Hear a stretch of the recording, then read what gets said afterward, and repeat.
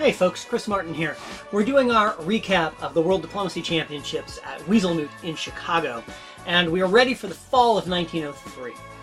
We're going to start out this video by looking at Peter Jürgen. We got a chance to have a quick chat with him about how he dodged the attacks on him in 1902 and where he thinks he is for 1903. But then we are going to turn our attention to the West, and we're going to take a real close look at the way this dynamic is playing out and really delve into the diplomacy. This should be a little bit shorter one with maybe a little bit more analysis, and I hope that you enjoy it. So let's start off with Peter Jürgen talking about his 1902.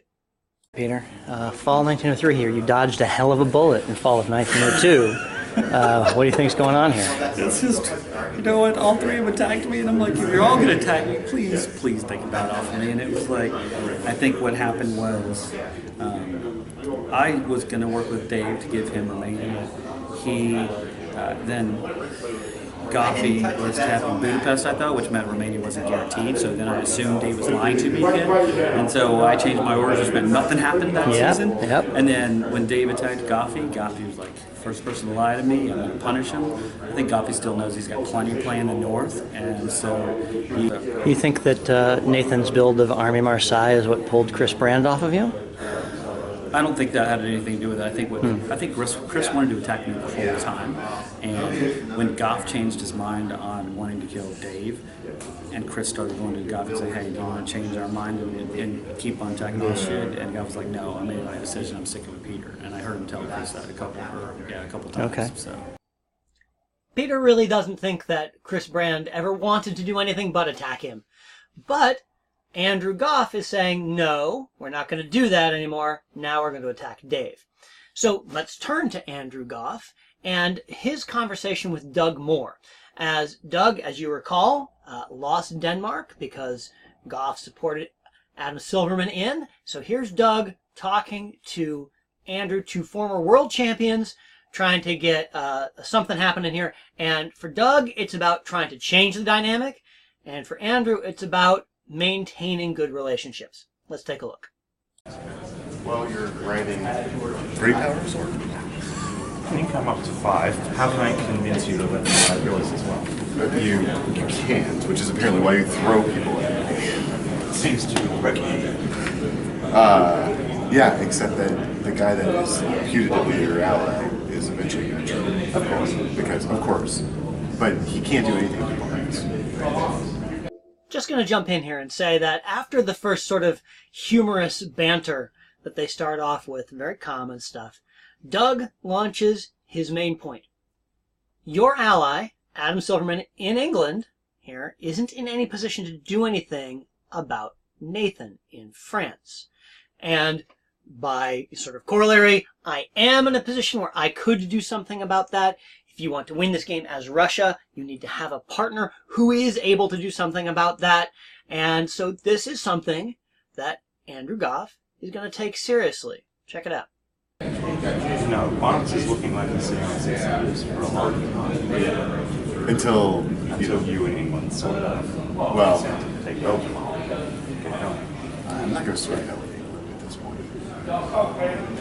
Why would I do that? I'm not. Just lied to I didn't say it was multiple terms. Do you really want him? Do you really want him? I want all this stuff. So Doug's first attempt to change this up doesn't really fly. Andrew is like, okay, Nathan is at 6, but he's gonna be at 6 for a while. He's not really going anywhere in a hurry. I've got time to sort this out. And so Doug, puts another layer in this. He's like, okay, well, Denmark, do you really want Adam to be in Denmark? And watch what happens right now, because what Goff is going to do is he's going to use a little judo. He says, well, I want all the centers. He says, okay, I want all the centers. And Goff then turns the conversation and pushes it in a direction that he wants to go in. What I want is to keep their side. Balance is bonds. And I hope in Not immediately, because you two have a horrible relationship, but I hope, tactically, that can change. So that's pretty honest from Goff. He wants to keep Doug's side of the board in balance. He wants it to keep slowing down so that he has time to make moves on his side of the board. Now, that's not something that Doug particularly wants to hear, but at the end of the day, Doug is looking like the target here. And when you are the target, when people are ganging up on you, what Doug needs to do is he needs to make this about who's going to benefit from his death. And to everybody that he talks to, he's going to make it be like it's somebody else, to try and get somebody to flip sides and come with him. But for Andrew Goff, the message that Andrew has for Doug is pretty simple, but not very hopeful. I have no interest in seeing you dead. But that's what's going to happen. That's what's going to happen. Because I have always Barnes going to walk into me. I'm happy to even help you defend you. I don't need to. Because that way, one Barnes can take my side. Because what else do I have? I will at least keep it. And I can help keep. And there it is. If Goff is going to help him defend Munich, no, he's not defending Munich, right? Now, this is an if-then kind of proposition. If Goff would work with him and put him back into Denmark, then he wouldn't be needing to let Nathan take all of his centers. So we have a real simple conclusion here. He makes the ask. Look at how Andrew responds to it, and remember that when we get to the moves, and then we'll move on. Like your help. In that I wouldn't think I'm going to submit. I would not think so. But it's worth the try. What I want to do is keep looking at your side of the board. Okay. I'm not saying I'm not going to work with you. I think that would be very foolish. So you can see at the end there, Goff is about maintaining this relationship, keeping this dialogue open, not burning any bridges. Doug is like, look, I need your help right now. And he's not going to get it, is the message that we get. So let's take a look now at our France and our England, Nathan Barnes, Adam Silverman, as they discuss what they're going to be doing in the fall. What do you have concerns, or you just checking in, just talking future. What do you build? Fleet London. Okay. Good. What am I doing? Wow, is that uncomfortable? That whole interaction tells you everything that you really need to know about how this side of the board has gone down. It's Nathan and Adam aren't working together, right? And if they aren't doing it because they're really happy about working together. This is more a testament to the way they see Doug more as a threat than to any perceived advantage they have to working with each other. All right, we're going to go on here and talk about what they're going to do next. Well, how long are you going to screw around with Andrew? What's that? How long can we screw around with that? Yeah, I mean, assuming that we're going to do this stuff. One dot, blah, blah, blah. You'll get called next. Then what's Russia's role in all this? Haven't thought about it? What's that? No, I have thought about it. I mean, it sort of depends how things develop in the South. If you stymied in the South and not building, I mean, I think that becomes another area for growth in the long at the appropriate time. Right? When is the appropriate time?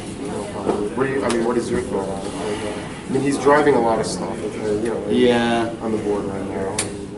So what we're hearing here is there's a plan to take down Doug, and it's going to be a 1 dot for Adam and 1 dot for Nathan, and then they're going to even up, and that's how they've worked it out. You can tell just from looking at the body language, not crazy about it, but they've got a plan in place. Now, Adam at the very end there touches on something fairly important.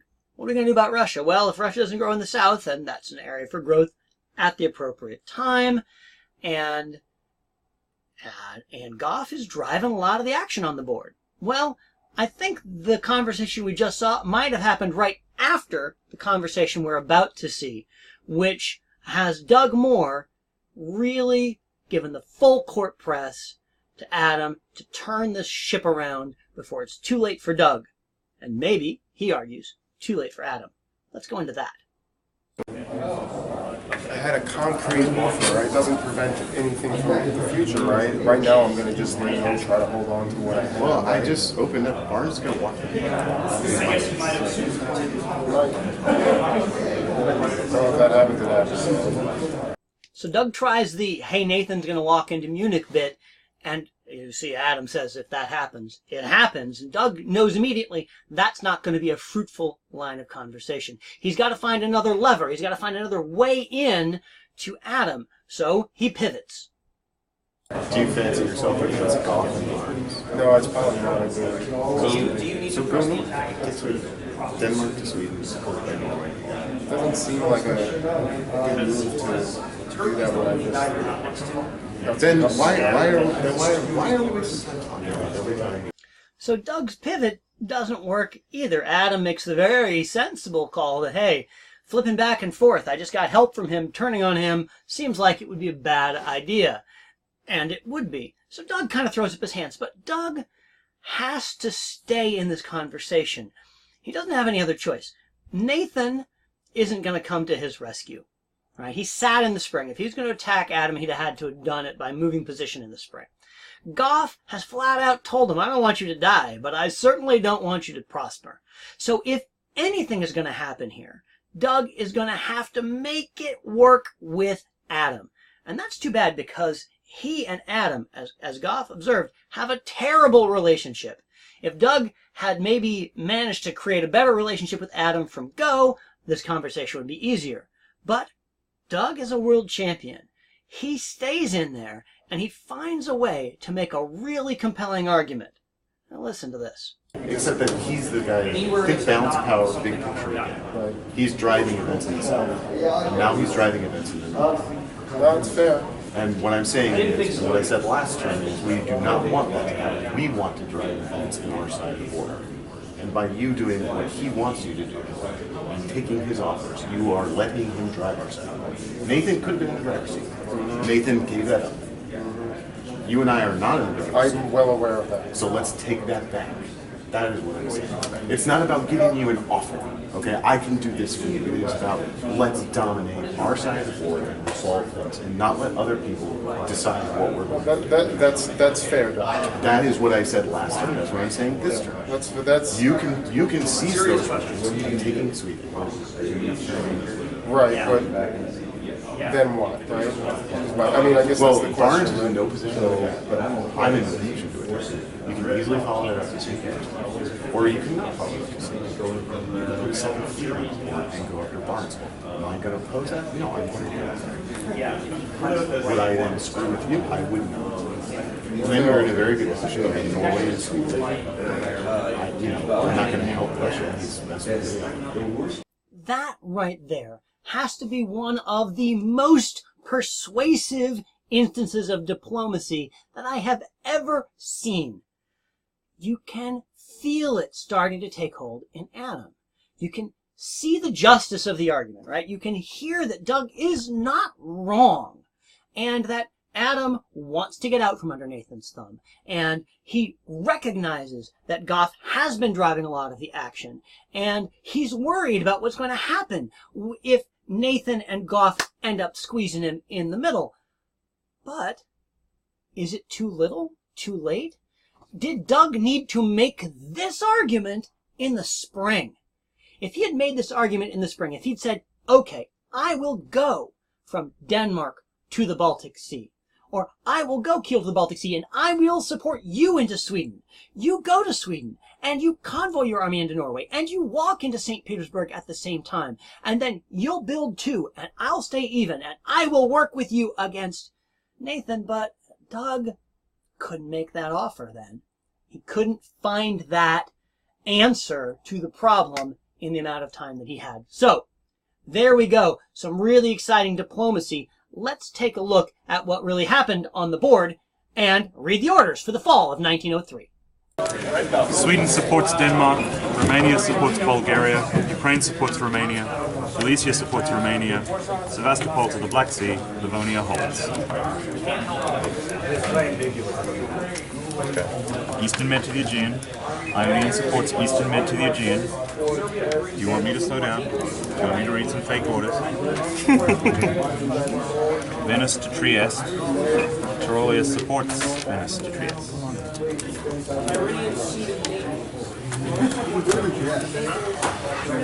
Baltic to Sweden. Helgoland to Denmark. Kiel supports Helgoland to Denmark. Holland supports Belgium. Ruhr to Munich. Belgium supports Burgundy to Ruhr. Burgundy to Ruhr. Marseille to Burgundy. English supports Belgium. Mid-Atlantic supports Mid-Atlantic. Oh, good. Strong. Budapest to Serbia. Bulgaria holds.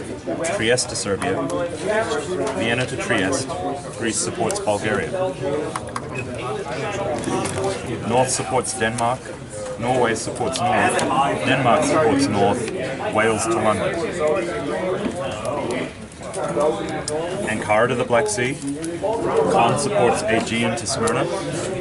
Aegean to Smyrna. So there you have it. Doug was insufficiently persuasive with Adam.